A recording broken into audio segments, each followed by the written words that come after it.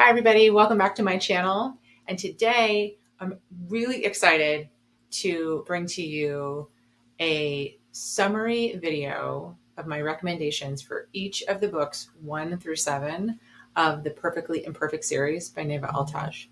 So this book I read in July and was almost going to include my recommendations for each of those books in my July wrap-up video, but it was getting to be about an hour long. So I decided to just pull each of the videos out about the books 1 through 7 of the Perfectly Imperfect series and just make it its own recommendation video. So that's what we're doing here today.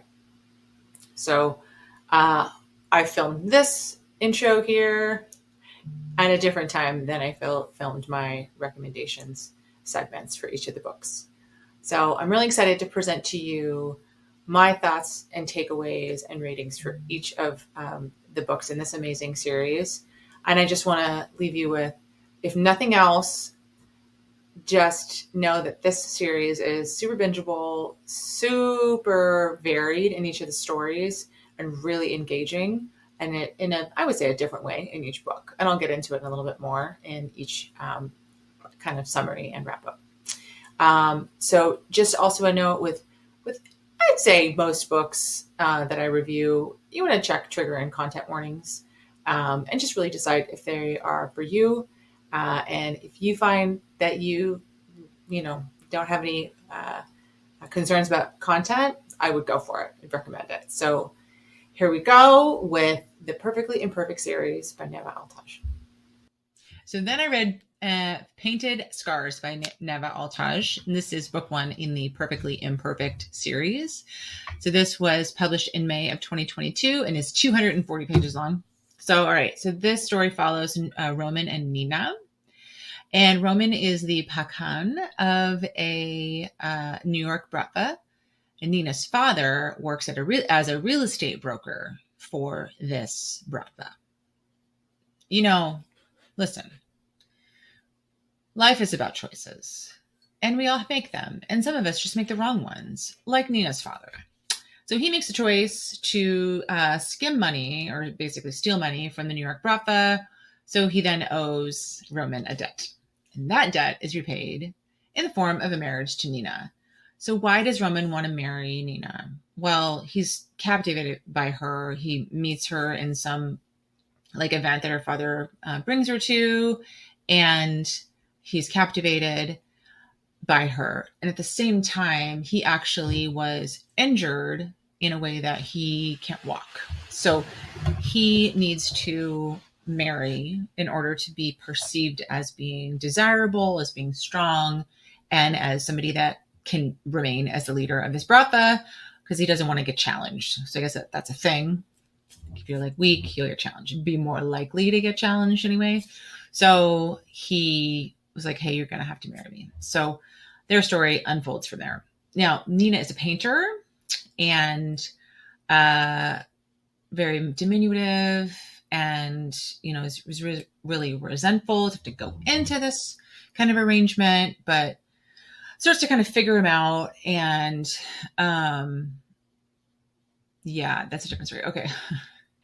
So starts to kind of really understand why he would need to be perceived as strong, and starts to sympathize with him and starts to want to really help him out. And then they fall in love, of course. And we definitely have an overtop, possessive, jealous hero in Roman. Nina is, I guess, a little kooky, but she tries to win everybody over. So she's a pretty great character. And so this was the first book that in the series, like I said, and I picked this up. I didn't plan on reading it, but I think there was a break in between reading Crash and Burn, which was a new release, and then the next book that I wanted to read in July wasn't coming out for a while. So I said, hey, let me just read this one to fill the gap, and then just couldn't put it down. I think I read this in 36 hours or something, over 2 days, because they're so short that it was really good. It was good. So this is the, I don't know if this is the author's first book, but it's funny. So it opens up the series And I really like the characters. I really like the story. It's nothing like revolutionary in terms of like mafia / Bratva world. Like we've read this a million times, but it was really engaging. And because it was so short, I just read it really fast. One thing to note is that like I said about the previous book, the kind of intimate times they're short. They're not quite fade to black, but if you did a little bit of editing, they would be fade to black. Like they're really pretty discreet, I would say. So for that reason, I gave The Spice 2 out of 5 stars. What you do get is spicy, right? But it's not a lot. And the story I gave 4 out of 5 stars. So I did give this book 3.5 out of 5 stars. I enjoyed it. And so I kept reading. Okay, so then I read the next book in the series, Broken Whispers. And this is book 2 in the Perfectly Imperfect series. And this was published in July of 2022, is 232 pages long. So the story follows Mikhail and Bianca. And this is an arranged marriage between Bratva and Mafia houses, if you will, right? So Mikhail is the Bratva enforcer. He works directly with Roman from book 1. And Bianca, no, it's not Nina. Ugh. And then Bianca is a mafia princess.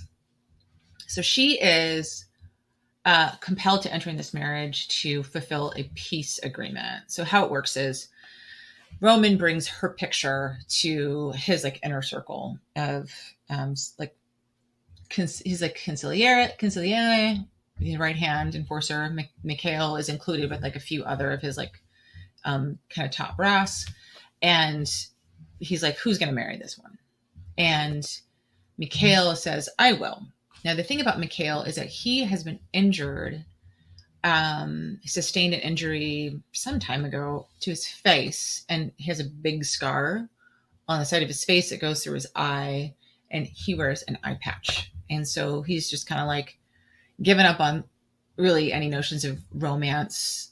I don't know really that any of their Bratva stories, you know, any of them really have any kind of deep desire for romance, right? It just happens to them. But he, I think, is one of the more jaded kind of Bratva characters I've read. He's like, who's gonna love me? So I'll just enter in this marriage. She's super fine anyway, so she's got to marry me. So, so again, it's to fulfill a peace treaty. So the thing about Bianca's family is why she is put forth as the tribute, right? Is her father says, marry one of these guys or I'll present your sister, and her sister is underage. She's like terrified that her sister is going to be abused. So she's like, okay, I'll do it. She's a little older. I think she might be like 20. She's really young too, but she's at least an adult, right? So Bianca and Mikhail, you know, they have kind of an instant connection. She never really sees him as ugly in any way because apparently he has a really beautiful face. He just has this disfigurement. So she finds him attractive right away. And, you know, the thing is she doesn't actually meet him until she gets down to the end of the aisle and then sees him and is like, oh, he's actually really beautiful. He's just got this eye patch and this big old scar. So then they get to know each other and the story unfolds from there. So I really enjoyed this story. It's funny because like I said, book 1, almost fade to black, sexy times. Book 2, a little bit better, a little more kind of open door. So I gave The Spice for the story 2.5 out of 5 stars. And I gave the story 4 stars out of 5. Okay, and then I read Hidden Truths, again, by Neva Altaj. This is book 3 in the Perfectly Imperfect series. This was published September of 2022. Excuse me. It's 266 pages long. And this is a captor/captive adjacent romance. The story follows Sergei and Angelina. So we get a lot of information about Sergei in this book, which I super loved. So Sergei is Roman's half-brother. So recall that Roman is the Pakan of the New York Bratva. Sergei is his half-brother. So, and then Angelina is a Mexican cartel princess. So All right. Let's talk about Sergey.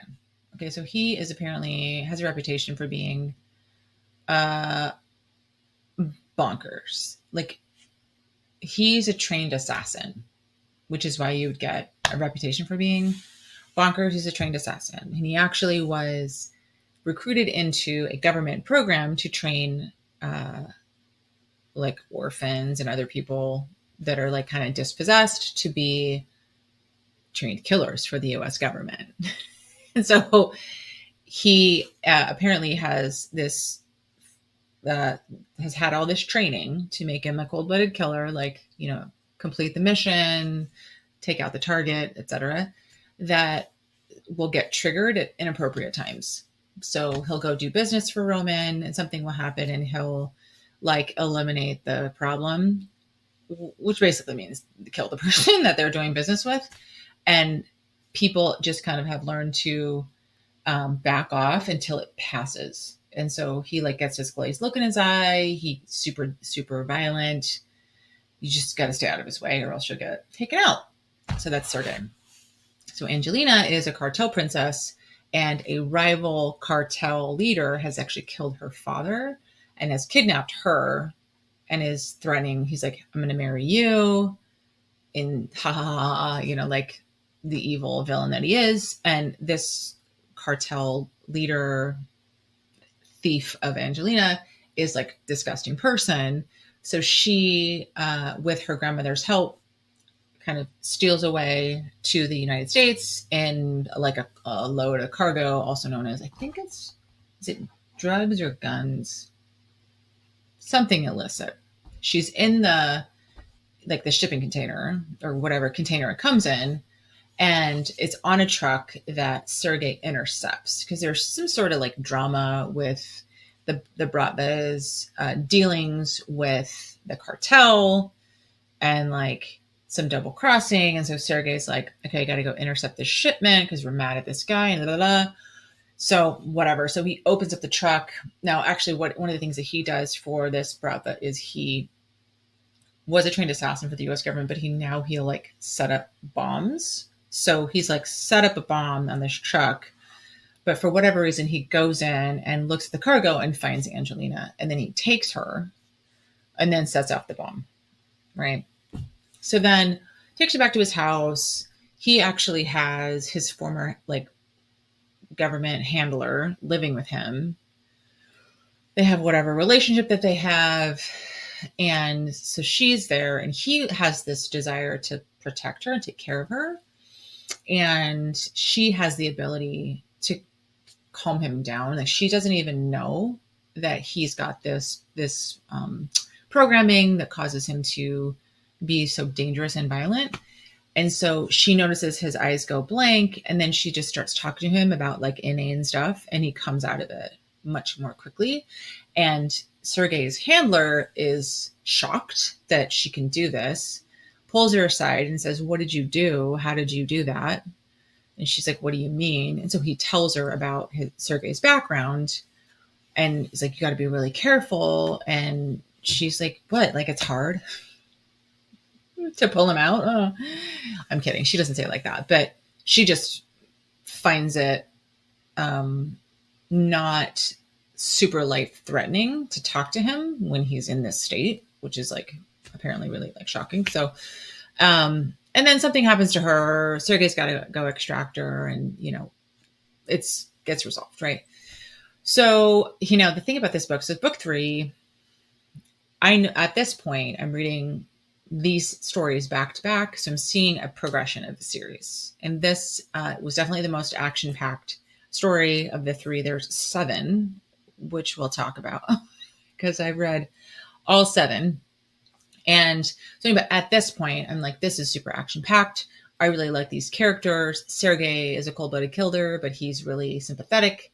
She's a strong-willed person, but not like obnoxiously so, not like stubborn, but just like, you know, she's kind of a queen in her own way and like a match for Sergey, right? So I just really liked it. It was one of the more unique stories in the series. So, and then at this point, we're seeing an uptick and definitely an improvement in the spicy scenes. So I gave this book on the spice level 3 out of 5 stars. You know, some good times, nothing outlandish, nothing crazy. The story was 4.5 out of 5 stars. So I did give this story 4 out of 5 stars. Really, really enjoyed it.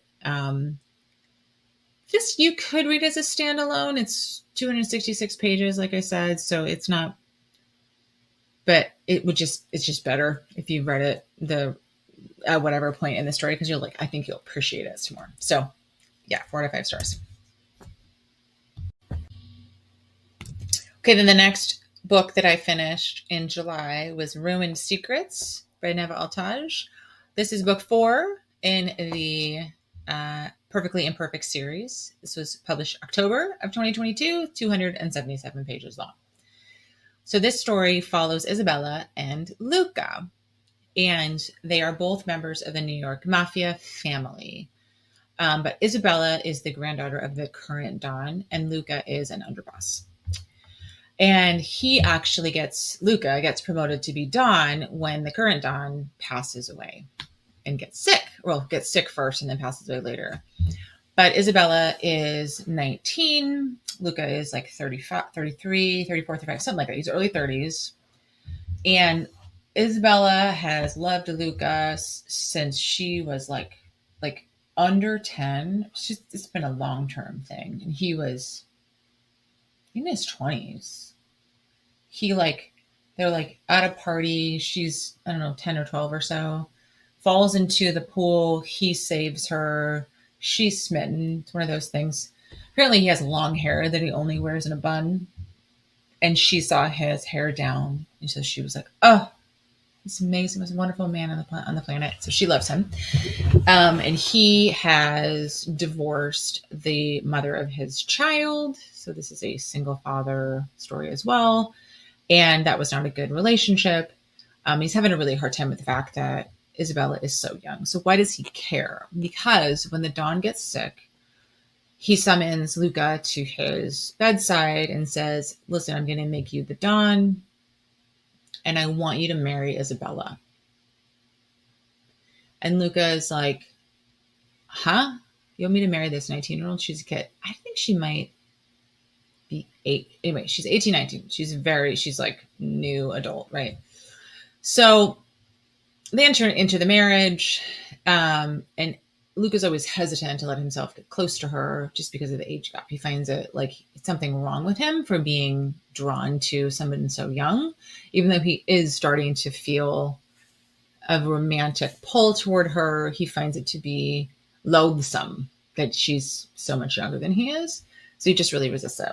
And there is a point in the story. So, okay, let me back up. So you do get dual point of view, but you also get dual timeline, because there are some chapters of before the incident and then after is like most of the story. So the incident is Luca gets into an accident and he loses his memory. And he wakes up in the hospital and Isabella is there. And he does not remember who he is. He doesn't remember her. He doesn't remember being the Don of the New York Mafia. He doesn't know who his brother, he doesn't know anything. And so she has to tell him everything such that he can convince the people around him that he still remembers and is still in his full capacity, right, as the Don.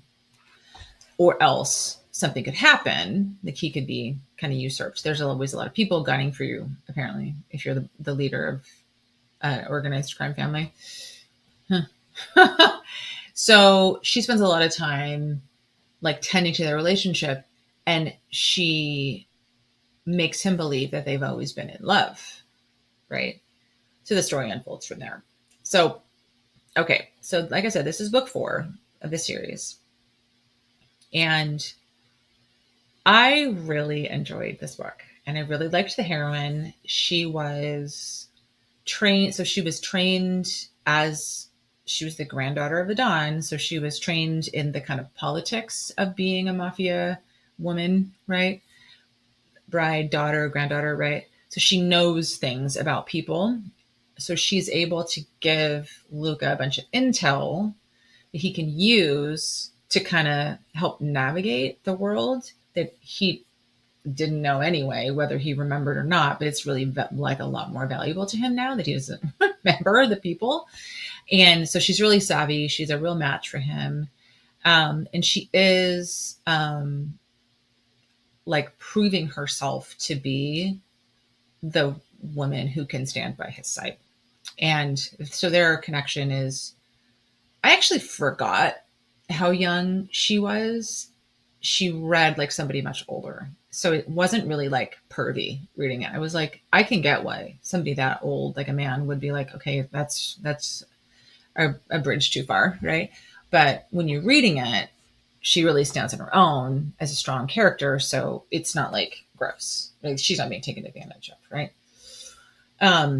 It's kind of funny because she doesn't really do much except she doesn't have tantrums. She doesn't really act like a child at all, which, okay, I don't know. But considering her position in the family, it's good. Because I think if she were bratty or whatever, it would be, it'd just be unfortunate. So she's who she needed to be for Luca, right? And like, yeah, it was kind of cool to read that Luca was like, God, I'm gross. But I really like he's lusting after his bride, like especially after he lost the accident or he lost his memory in the accident. But he's like, this is a little gross, but I can't help it. And so there was a little bit of a slow burn in this story. So it was really fulfilling. So again, we see a progression of our intimate time. So I gave this 3 out of 5 stars. I should start increasing my rating because it was like, good, nothing outlandish, nothing cringy, just the right amount. So 3 out of 5 stars is a good rating. If it was anything more, it would be like, what? But anyway, and the story was 4.5 out of 5 stars. So I'm going to give this one a 4.5 stars rating because I did really enjoy it. So that was a good one. Okay, so then the next book that I finished in the Perfectly Imperfect series was Stolen Touches by Neva Altaj. So this was published November of 2022. It's 288 pages long. This story follows Milene and Salvatore. And this is a forced marriage, mafia age gap romance. So Milene is she's a mafia princess in the family in Chicago. And Salvatore is the Don of the New York mafia families. Okay. So Milene has moved from Chicago to New York to complete her residency in nursing at this big hospital there. And she has not gotten permission from the New York mafia to be there. So that's apparently a big no-no. Didn't know that. So then Salvatore and Milene end up like running across each other outside of a hospital. There's a medical emergency that she assists and he happens to be there. And so they start like, what is he like? Taken with her, or he's got some sort of like fascination with her. She doesn't know who he is. He finds out who she is, but not until after they've had some interactions. And she's like, well, I really like this guy. Like, I don't know what it is about him, but it turns out a couple of, interactions later, I don't remember if she's brought somewhere or he brings her somewhere where he's like, listen, I know who you are. Or somebody's like, hey, listen, I know who you are and you're not supposed to be here. So this is how we're going to resolve this. You're going to marry me. And she's pissed. She's upset. Right. So they have to get married, and they get married when she's like dressed in scrubs in his apartment. There's some justice of the peace that comes. She's just like resigned to her fate. And so then like the rest of the story is them kind of like coming together, them finding things out about one another, and like their relationship really deepening. And it's really pretty interesting. Like she's pretty kooky in her own way. Like she's kind of a bubbly character. He's kind of a grumpy sunshine, but he's grumpy, or no, he's not Grumpy Sunshine. It's a Grumpy Sunshine story because she's the really sunshine and he's grumpy, but he's grumpy in the has a difficulty showing emotion standpoint, if you know what I mean. And but only really like responds to and loves her.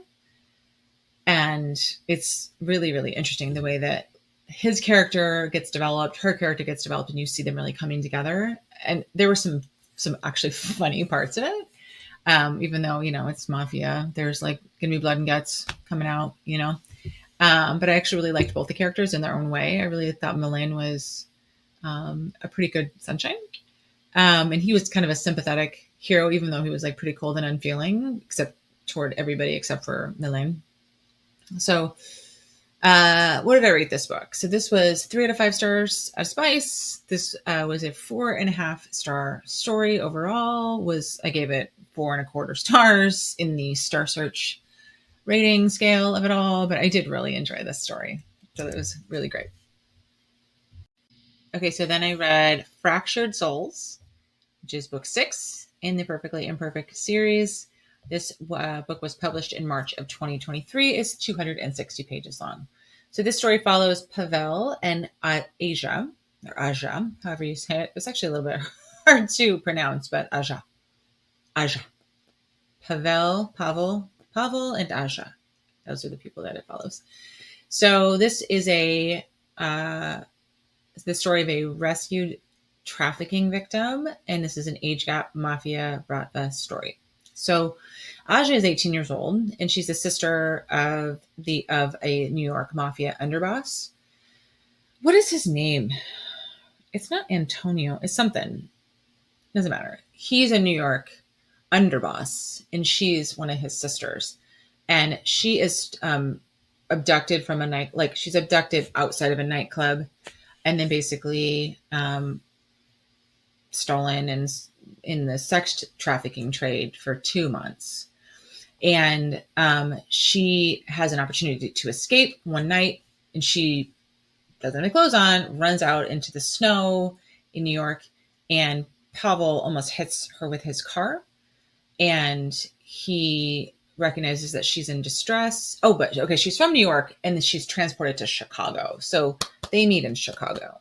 So Pavel and Aja meet in Chicago because she's been trafficked to Chicago. Okay, so again, he almost runs into her with his car. She's like, I need help. And he takes her back to his place, calls a doctor. Doctor checks her out, tells her, she's got whatever injuries. She won't talk. She seems to have been sexually assaulted, is all that the doctor can deduce from her injuries. And so Pavel immediately wants to protect her. The doctor warns him about really like how he should behave around her, given what he's observed about her so far. So Pavel spends the next few days really trying to make her feel calm and comforted. He decides not to put any clothes on her because he doesn't want her to realize that he's like touched her in any way. So he's really, really mindful of what she may have gone through, but he doesn't know the full extent of it because she doesn't actually talk to him about it. She doesn't actually tell him for a long time. So they are kind of interacting and getting to know each other. Things start to slip out. She doesn't tell him the extent of what she's been through or who she is with respect to who she's related to for a while. But once he finds out who there's a communication that Roman in Chicago. Roman. So Pavel works he runs a club that Roman owns. Roman from the first book in the series. So Roman, they deliver a communication and about this person in New York is looking for his sister, or he's basically trying to hide the fact that he has this girl. That's a long way of saying she wants it to be a secret because she doesn't want her family to find out, what she's been through. She's really ashamed because of the way that she feels like she just let it happen. And she was like, nobody's ever going to love me. Nobody's going to want me. I'm ruined. I'm trash. And a whole host of emotions I can imagine you would feel as a victim of trafficking. So anyway, their story unfolds from there, and he is a former like underground fighter. So he's described as like, she finds him to be handsome in his way, but he's got like the face of a fighter, like kind of not smashed in, but like a too broad nose, like a brow that's like whatever. But she feels really safe around him, despite his like physical strength. She feels safe. So this, I actually felt like this was one of the darker stories in this series. And I think it's because it deals with victims of sex trafficking. And there is, just check trigger warnings, do that for all these books, but in particular for this one, because there is some,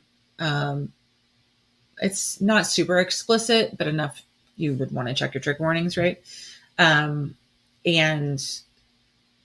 yeah, I find that kind of content to be difficult to read. This wasn't terrible. I've definitely read much more challenging books than this, but in terms of like reading about sex victims of sex trafficking.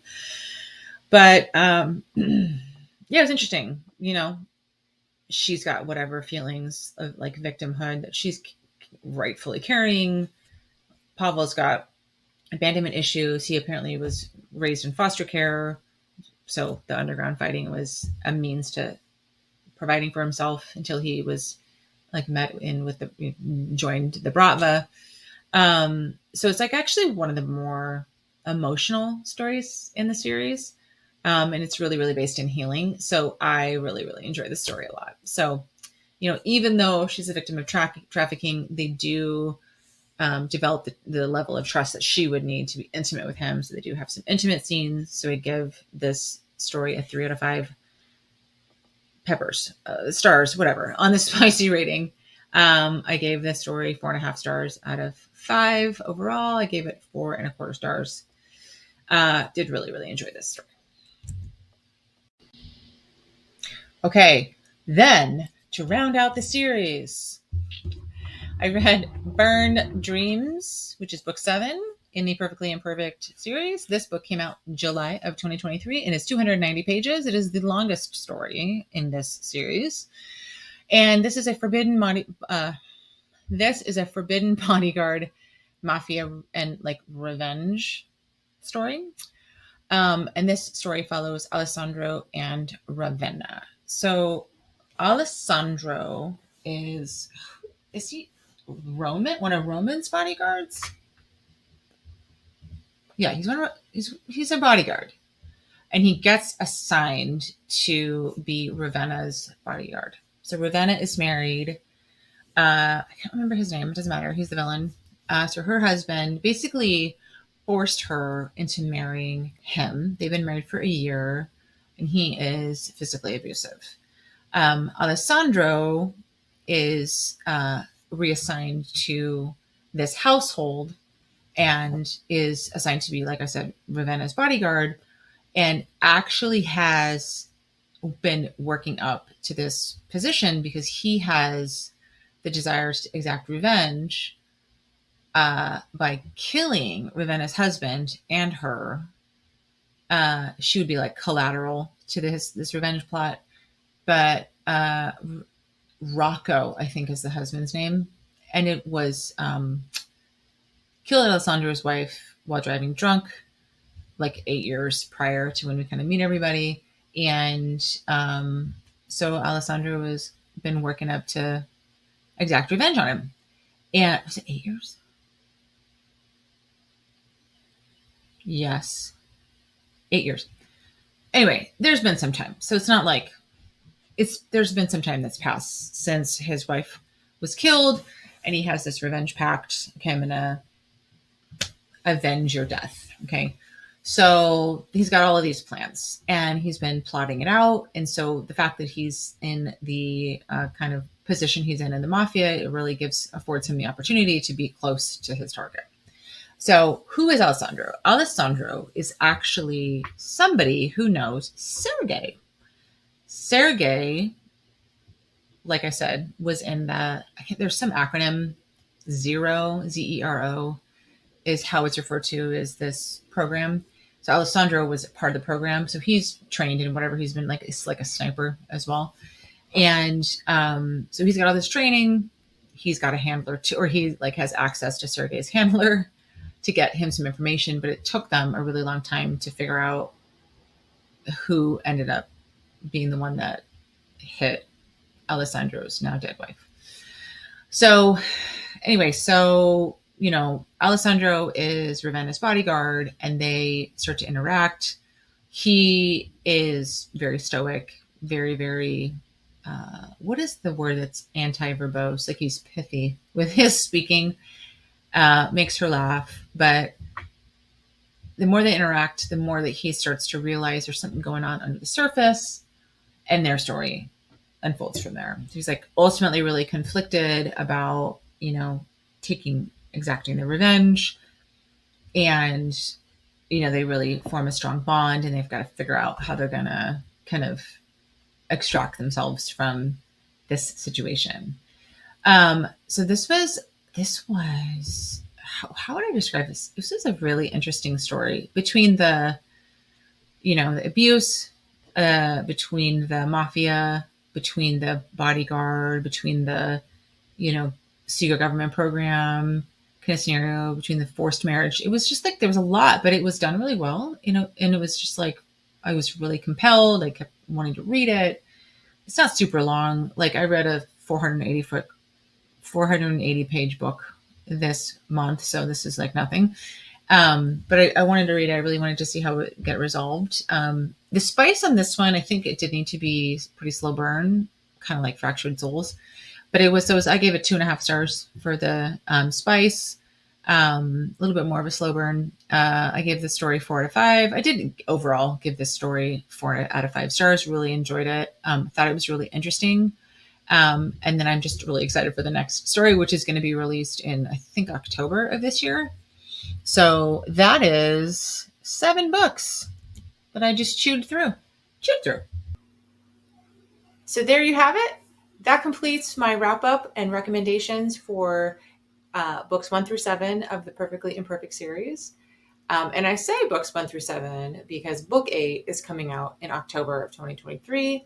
I don't remember what it's called, but I'm really looking forward to it. I don't know if there's going to be any more books in this series, but just bring it on. I had such a good time reading these books. Really enjoyed the stories. And it was awesome also to watch the progression of the author's writing from books 1 all the way through book 7. That was pretty cool. And completely unexpected that I would read that many books in such a short amount of time from inside the series. You typically can't do that. But I just chewed through them, couldn't put them down. So, I hope you pick them up and enjoy them just as much as I did. So, click in the comments or post any comments, your thoughts, any questions about what I thought. I know I gave you a lot of information. It's a little bit of a spoiler video. But I look forward to kind of reading more books from this author. And hope you guys have a great day. And thanks for stopping by my channel.